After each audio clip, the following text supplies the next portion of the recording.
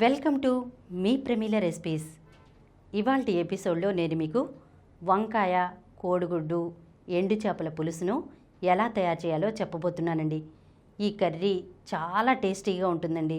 ఎందుకంటే ఈ వంకాయలో మనం గుడ్లును ఎండు చేపలు కూడా వేసుకుంటున్నాం కదా, ఆ ఫ్లేవరు ఈ వంకాయలకి పట్టి తింటుంటే చాలా టేస్టీగా ఉంటుందన్నమాట. మీ ఇంట్లో ఒక్కసారి ట్రై చేసి చూడండి. మీరు ఒకసారి తిన్నారంటే కనుక అస్సలు వదిలిపెట్టరండి. ముందుగా స్టవ్ వెలిగించుకుని బాండీ పెట్టుకుని అందులో 3 టేబుల్ స్పూన్ల ఆయిల్ వేసుకోవాలండి. నూనె బాగా వేడెక్కిన తర్వాత ముందే ఉడికించి పెట్టుకున్నటువంటి 4 కోడిగుడ్లను వేసుకుని వాటిని పైన క్రిస్పీగా కొద్దిగా ఎర్రగా వచ్చేలా వేయించుకోవాలండి. ఈ గుడ్లు వేగిన తర్వాత తీసేసి ఒక ప్లేట్లో పెట్టుకోవాలన్నమాట. ఇప్పుడు శుభ్రంగా కడిగినటువంటి 10 ఎండు చేప ముక్కల్ని తీసుకుని నూనెలో వేసుకుని వేయించుకోవాలి. ఇవి ఒకవైపు వేగాక రెండో వైపు తిప్పుకుని వేయించుకోవాలండి. ఇవి కూడా వేగాక వీటిని కూడా తీసుకుని ప్రక్కన పెట్టేసుకోవాలన్నమాట. ఇప్పుడు అదే నూనెలో ఒక పెద్ద సైజు ఉల్లిపాయను తీసుకుని సన్నగా ముక్కలుగా కట్ చేసుకోవాలండి. వీటిని వేసుకోవాలి. తర్వాత ఇందులో 2 పచ్చిమిర్చిని నిలువుగా కట్ చేసుకుని వేసుకోవాలండి. తర్వాత ఇందులోనే కొద్దిగా కరివేపాకును కూడా వేసుకుని ఉల్లిపాయ ముక్కలు ఎర్రగా అయ్యేంత వరకు వేయించుకోవాలన్నమాట. ఉల్లిపాయ ముక్కలు ఎర్రగా వేగాక ఇందులో ఒక 1/2 టేబుల్ స్పూన్ అల్లం వెల్లుల్లి పేస్ట్ వేసుకోవాలి. అంతకంటే ఎక్కువ అల్లం వెల్లుల్లి పేస్ట్ వేయొద్దండి. ఎందుకంటే అల్లం వెల్లుల్లి పేస్ట్ ఎక్కువ వేస్తే కనుక మనకు ఎండు చేపల ఫ్లేవర్ అన్నది తెలియదన్నమాట. కర్రీ టేస్ట్ మొత్తం మారిపోతుంది. అందుకనే అల్లం వెల్లుల్లి పేస్ట్ని కరెక్ట్గా ఒక 1/2 టేబుల్ స్పూన్ మాత్రమే వేసుకోండి. అల్లం వెల్లుల్లి పేస్ట్ను పచ్చివాసన పోయేంత వరకు వేయించుకోవాలి. తర్వాత ఇందులో మీడియం సైజ్ 3 టమాటాలను తీసుకుని చిన్న ముక్కలుగా కట్ చేసుకుని వేసుకోవాలండి. ఇప్పుడు ఒకసారి కలుపుకుని ఇందులో రుచికి సరిపడా ఉప్పు, 1/2 టీ స్పూన్ పసుపు, 2 టేబుల్ స్పూన్ల కారం వేసుకుని ఒకసారి కలుపుకుని దీనిపై మూత పెట్టుకుని టమాటా ముక్కలు సాఫ్ట్గా అయ్యేంత వరకు మనం మగ్గించుకోవాలన్నమాట.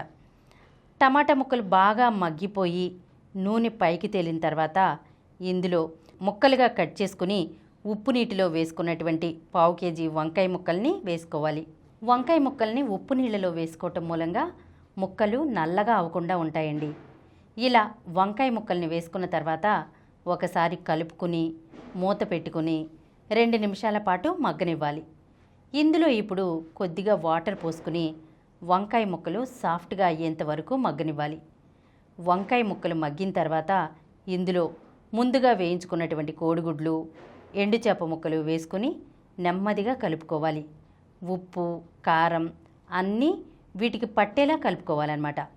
ఇప్పుడు 2 నిమిషాలు అలానే వదిలేస్తే ఈ కోడిగుడ్లకు, ఎండు చేపలకు ఈ ఉప్పు, కారం బాగా పడుతుంది. ఇందులో ఇప్పుడు చిన్న నిమ్మకాయ సైజు అంత చింతపండుని తీసుకుని నీళ్ళల్లో వేసుకుని ఆ రసాన్ని ఇందులో పోసుకోవాలండి. ఈ చింతపండు రసం వేసుకుంటేనే కర్రీ టేస్ట్ చాలా బాగుంటుందన్నమాట.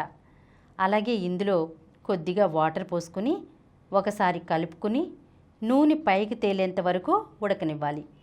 చివరిగా ఇందులో కట్ చేసినటువంటి కొత్తిమీరని వేసుకోవాలండి.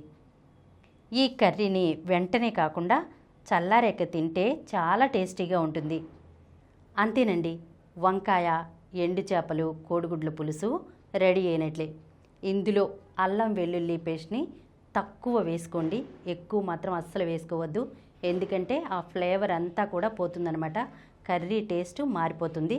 అలాగే మీరు దీన్ని కర్రీని చేసిన తర్వాత వేడివేడిగా తినకుండా చల్లారిన తర్వాత తినండి, చాలా టేస్టీగా ఉంటుందండి. మరి తప్పకుండా మీ ఇంట్లో కూడా ఒకసారి ట్రై చేస్తారు కదా. ఈ వీడియో మీకు నచ్చినట్లయితే మా ఛానల్కు సబ్స్క్రైబ్ చేయండి, లైక్ చేయండి, మీ ఫ్రెండ్స్కి షేర్ చేయండి. ఇలాంటి మరిన్ని వీడియోస్తో మీ ప్రమీల రెసిపీస్లో వచ్చే ఎపిసోడ్లో కలుసుకుందాం.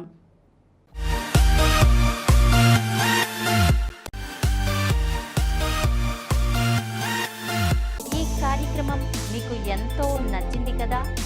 ఇటువంటి మరిన్ని వీడియోల కోసం అనతి కాలంలోనే 21 కోట్ల వ్యూస్ సాధించిన సమరం ఛానల్ సమర్పించు సమరం ఫుడ్ ఛానల్కు సబ్స్క్రైబ్ చేయండి, లైక్ చేయండి, మీ ఫ్రెండ్స్కి షేర్ చేయండి. అలాగే ప్రక్కనున్న గంట సింబల్ని ప్రెస్ చేయడం మర్చిపోకండి.